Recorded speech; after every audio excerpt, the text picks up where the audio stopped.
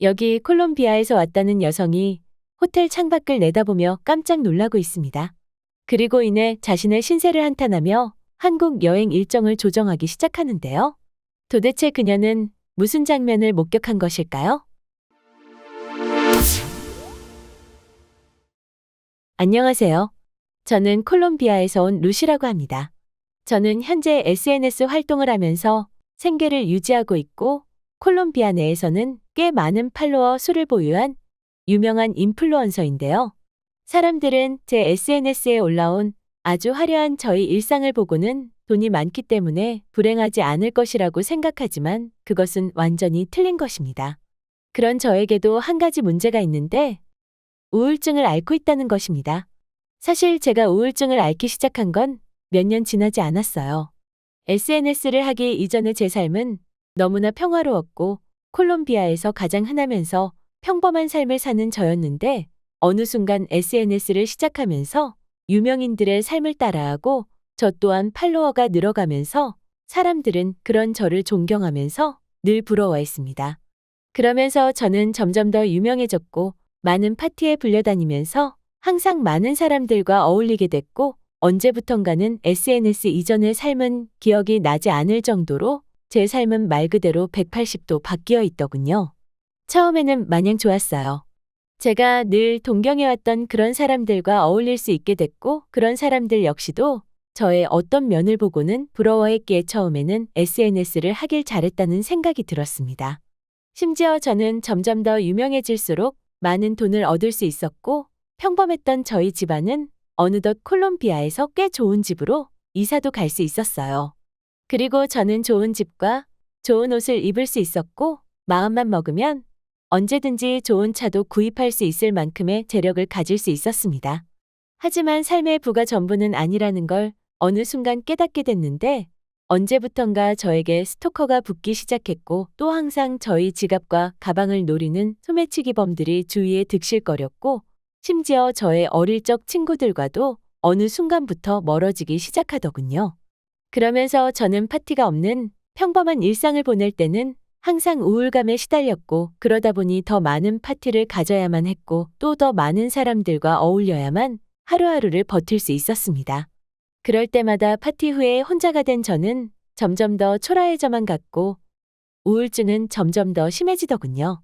그러다 제 소식을 어디서 들었는지 어릴 적 친구였던 멜리사가 어느 날 저희 집으로 놀러 오게 됐습니다. 그때 멜리사와 그간 하지 못했던 이야기들을 많이 했는데 멜리사는 솔직하게 변한 제가 마음에 들지 않았고 다시는 얼굴을 보지 않겠다 다짐했었다고 하는데 그 말 한마디에 저는 울컥해버리고야 말았습니다. 하지만 멜리사는 저와의 많은 추억이 있었기에 그렇게 하지 못하겠다며 심지어 제가 극심한 우울증을 겪고 있다고 하니 더더욱 못 그러겠다고 하더군요. 그리고 한 가지 제안을 해주었는데 자신은 이번에 한국으로 여행을 떠나는데 다시 옛날처럼 함께하지 않겠냐고 다시 그때로 돌아간다면 우울증이 조금 나아질 거라며 말해주었습니다. 저는 그런 멜리사의 제안을 뿌리칠 수 없었고 멜리사와 함께 SNS 이전의 삶으로 잠시나마 돌아가고 싶다는 생각에 흔쾌히 승낙했고 우리는 한국으로 오게 되었는데요. 인플루언서 생활을 하면서 여러 나라에 가봤지만 한국은 이번이 처음이어서 엄청 설렜고 기대가 되더군요. 더구나 몇 년 만에 멜리사와 함께 여행이라니 더더욱 말이죠. 심지어 저는 옆 사람이 마시던 콜라를 쏟았을 때도 아무렇지 않을 정도였습니다. 그렇게 저는 멜리사와 함께 한국 공항에 도착하게 됐는데 곳곳에 낡고 쥐가 돌아다니는 콜롬비아 엘도라도 공항과 비교했을 때 너무나 쾌적하고 마치 인천공항이 선진국의 표본인 것처럼 보일 정도로 엄청나게 최신식 시스템과 인테리어에 압도당하고는 설렘과 기대가 배로 증폭이 되더군요. 게다가 입국 수속 중에 이곳에 어떻게 왔는지, 뭐하러 왔는지 등 까다로운 질문을 받지 않았고 제 가방 속을 뒤지는 엄격한 짐 검사도 받지 않으며 도대체 이 나라는 얼마나 안전하길래 이렇게 나를 믿고 들여보내주는 건지 놀라웠습니다. 하지만 저를 놀라게 한 건 수속을 마치고 나왔을 때였는데 멜리사와 저는 인천공항을 돌아다니는 배달 로봇을 보고 잠시 숨이 막힐 정도로 놀랍더군요. 그렇게 놀라고 있는 것도 잠시 저에게 누군가 다가와 유창한 영어로 말을 걸었습니다. 다가온 그녀는 인천공항 직원이었는데 SNS에서 저를 많이 봤다면서 팬이라고 먼저 인사를 건네더군요. 그녀는 잠시 후 저에게 옷이 어떻게 된 것이냐면서 옷이 너무 지저분한 거 아니냐며 저를 걱정해줬는데요. 저는 몇 년 만에 오랜 친구와의 여행이었기에 비행기에서 콜라를 쏟아 옷이 더러워진 것도 모른 채 인천공항을 돌아다니고 있는 상태였거든요. 그런데 이 인천공항 직원은 저에게 자신을 따라오라면서 저를 어디론가 데려갔는데 그곳은 도저히 보고도 믿을 수 없는 공간이었습니다. 그건 바로 코인 세탁방이었는데 한국의 인천공항에는 건조 기능까지 탑재한 고성능 세탁기를 24시간 언제든지 이용할 수 있다고 설명한 그녀는 옆에 있는 탈의실에서 옷을 갈아입고 더러워진 옷은 지금 당장 세탁하는 게 어떻겠냐고 저에게 말하더군요. 그녀는 여행을 왔는데 이렇게 지저분한 옷을 입고 있으면 여행하는 내내 신경이 쓰여 기분이 좋지 않을 거라며 저에게 모든 근심 걱정 내려놓고 한국 여행을 했으면 좋겠다고 한 뒤 제 옷을 세탁해 주었습니다. 공항 같은 공공장소에 이렇게 고성능 세탁기가 구비되어 있는 한국의 모습과 그녀의 따뜻한 한마디에 저는 감탄할 수밖에 없었습니다. 사실 콜롬비아의 경우에는 비행기를 타고 내리는 것과 밥 한 끼 겨우 해결할 수 있는 장소밖에 갖춰지지 않았고 심지어 그마저도 너무 낡아 위생이 많이 안 좋은데 한국은 그런 건 당연하고 공항 이용객들의 복지까지 이렇게 신경을 쓰고 있어 한국이 선진국이라는 느낌을 받게 되더군요. 그렇게 한국인들의 따뜻함과 뛰어난 신식 인프라에 놀라고 있던 저와 멜리사는 30분 만에 세탁이 완료된 새 옷을 챙겨 서울 도심으로 나가게 되었습니다. 하지만 너무 들뜬 탓이었을까? 저는 그만 실수를 하고야 말았는데요. 저와 멜리사는 한국의 엄청난 지하철 인프라에 감동받아 멍하니 서 있다. 지하철 문이 닫힌다는 음성이 들리자 그제서야 지하철에 올라탔는데 너무 급하게 탔던 나머지 내리던 사람과 부딪혀 그만 핸드폰을 스크린도어 바깥에 떨어뜨리고야 말았습니다. 하지만 이내 지하철 문이 닫혀 저는 핸드폰을 놓고 다음 역으로 이동해야만 했는데요. 다음 역에서 저는 핸드폰을 찾으러 가기 위해 멜리사와 함께 다시 반대편으로 이동해 지하철을 갈아타고 떨어뜨린 장소로 갔습니다. 역시 바닥에 떨어뜨린 제 핸드폰은 어디에서도 찾을 수 없었고 망연자실하고 있던 그때 한 남성이 다가와 번역기를 들이밀면서 제게 말을 걸더군요. 그 남성은 혹시 멀리서 보니 뭔가 잃어버려 헐레벌떡 뛰어오는 것 같아 물어보는 건데 핸드폰 떨어뜨리신 분이신가요? 뒤이어 제가 맞다고 고개를 끄덕이니 남성은 그 핸드폰이라면 걱정할 필요가 없습니다. 제가 마침 당신의 핸드폰을 주어 분실물 신고를 하고 오는 길이거든요. 저를 따라오시면 핸드폰을 찾을 수 있도록 도와드리겠습니다라고 하면서 어디론가 향하더군요.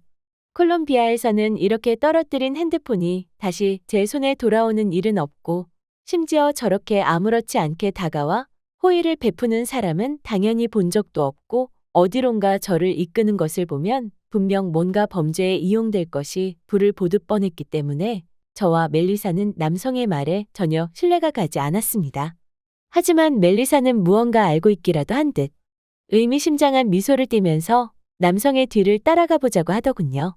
모르는 사람은 믿을 수 없지만 멜리사는 믿을 수 있는 나의 소중한 친구였기에 멜리사의 제안을 받아들여 남성의 뒤를 따라갔는데 도착한 그곳에서 저는 넋을 잃고야 말았습니다.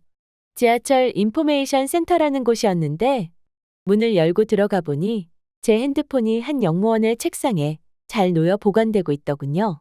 저는 핸드폰을 찾게 도와준 의미로다가 남성에게 감사하다고 인사를 하며 얼마만큼의 보상을 해야 하나 물었는데 남성은 보상은 필요 없다면서 당연히 해야 할 일일 뿐이라고 말하더라고요.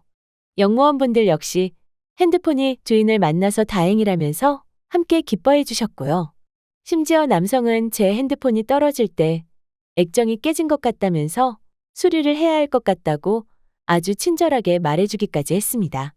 깨진 액정을 보면서 콜롬비아였다면 어디 센터에라도 맡겨 며칠 동안 수리를 받았겠지만 이곳은 외국이니까 콜롬비아에 돌아갈 때까지 그냥 사용하겠다고 말했어요. 하지만 남성은 무슨 그런 걱정을 하냐며 다시 한번 자신을 따라오라고 하더군요. 그렇게 저희가 간 곳은 지하철역 인근에 있는 서비스 센터였습니다.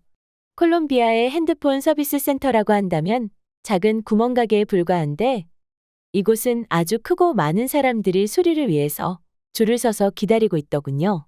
그리고 남성은 저에게 이곳에서 번호표를 뽑고 기다리면 수리해 주실 거라면서 이제 그만 자신은 가야겠다고 하고 뒤돌아서서 쿨하게 갈 길을 가시더라고요. 그렇게 저는 남성이 알려준 대로 번호표를 뽑고 순번을 기다리다 제 차례가 되어 상담을 받았는데 제 핸드폰을 보시더니 액정을 갈아야 한다고 혹시 다른 곳은 이상이 없는지 확인해 보겠다고 제 핸드폰을 들고 어디론가 들어가셨습니다. 5분 정도 기다렸을 때쯤 다시 기사님이 나오시더니 다른 곳은 이상이 없는 것 같다고 액정만 교환하면 될 것 같다고 말씀하시더라고요.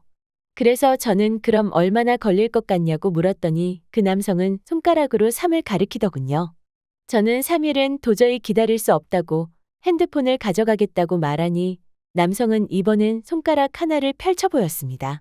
무슨 의미인지 몰라서 저는 무슨 말장난하는 거냐며 저는 화를 냈는데 남성은 그제야 번역기를 통해서 30분이면 될 거라고 말한 건데 30분도 못 기다리시냐고 외국인치고 성격 참 급하시다면서 웃으며 그럼 10분만 있어 보라고 금방 고쳐주겠다고 하더군요. 말이 되나요? 고작 10분 만에 제 핸드폰 액정을 수리하다니 말입니다. 콜롬비아에서는 핸드폰 수리를 맡기면 제 핸드폰을 다시 공장으로 보내 먼저 온 순서대로 수리를 하고 그러다 보면 일주일이 걸릴지 2주일이 걸릴지 모르고 핸드폰을 수리 맡겼다는 것을 잊을만 할 때쯤 수리가 끝나는데 사실 처음 제가 오해했던 3일도 그런 콜롬비아에 비하면 훨씬 빠르지만 3일이 아니라 고작 30분이었고 심지어 제 말을 오해해 30분이 아니라 10분 만에 수리를 해주겠다는 기사님의 말은 저를 당황하게 만들었습니다. 그리고 이것은 기사님의 오기도 허세도 아니었고 정확하게 13분 후 제 핸드폰 수리는 끝났고 15만 원이라는 아주 저렴한 금액의 액정을 수리할 수 있었어요. 사실 저는 이 금액이 얼마나 저렴한지 몰랐는데 함께 있던 멜리사가 말도 안 되는 금액이라며 자신이 예전에 콜롬비아에서 액정 수리를 받은 적이 있는데 47만 원이나 냈고 심지어 한 달 후에나 핸드폰을 받을 수 있었다는 말도 안 되는 이야기를 제게 들려주었고 저는 그 말을 듣고 온몸에 닭살이 돋더군요. 그렇게 저와 멜리사는 핸드폰 수리를 30분도 안 되는 시간 만에 고치고 가게를 나서려는데 센터 기사님께서는 저에게 잠시만 핸드폰을 다시 줘보라고 하시더니 보호필름을 붙여주시면서 서비스라고 하시더군요.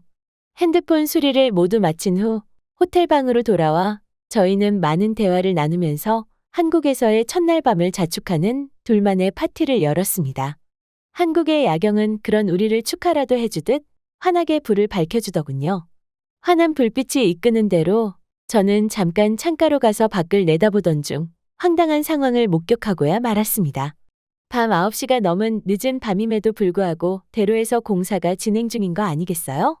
도대체 이 늦은 시간에 어떻게 공사가 가능한 건지 놀라웠습니다. 콜롬비아에서는 일부러 교통체증을 유발하려는 건지 러시아어로 불리는 통행이 가장 많은 시간대에 공사하는 모습만을 봐왔기 때문에 저는 아주 놀랄 수밖에 없었죠. 하지만 진짜는 다음 날이었습니다. 다음 날 오전 저는 다시 한번 바깥을 내다봤는데 말도 안 되는 게 공사 현장은 아주 말끔하게 정리되어 있었습니다. 그리고 저는 어젯밤과 오늘 아침에 벌어진 이 공사 현장 모습을 찍어 SNS에 올렸는데 제 SNS는 제가 있는 곳이 어디냐며 잠시 동안 아주 난리가 나기도 했죠. 게다가 콜롬비아뿐만 아니라 전 세계 사람들이 저와 똑같은 반응을 보여주었습니다.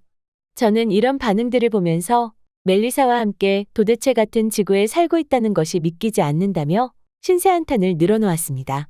게다가 그날 밤에는 아이들이 혼자 지하철을 타고 혼자 골목길을 걸어 다니기도 하고 심지어는 귀에 이어폰을 낀 채로 걸어 다니는데 그 모습에 감탄해 저희는 미리 예약해 두었던 비행기 티켓을 취소하고 한국에서의 일정을 좀 더 보내기로 했어요. 사실 큰 기대를 하지 않고 왔던 한국인데 이곳에서 수많은 한국인들을 만나고 그들의 친절을 받으면서 저의 우울증은 자연치유하는 것 같습니다. 한국인들의 친절과 한국의 인프라를 여전히 즐기고 있으며 저는 조금씩 제 병이 나아가는 것만 같아요. 이대로 한국에 눌러 살고 싶다는 생각마저 드는데 앞으로 제가 어떤 선택을 할지는 저 역시 모르겠지만 한국에서의 이런 경험을 바탕으로 다시 한번 사회로 나가 모든 것을 잘 알 수 있을 것만 같은 용기를 하루하루 얻고 있습니다. 친절로 저에게 다가와준 한국인들 모두에게 감사 인사를 전합니다. 오늘 준비한 사연은 여기까지입니다. 영상 끝까지 시청해주셔서 감사드리며 여러분의 구독, 좋아요, 알림 설정은 영상 제작에 큰 힘이 됩니다. 다음 더 재미있는 사연으로 찾아오겠습니다.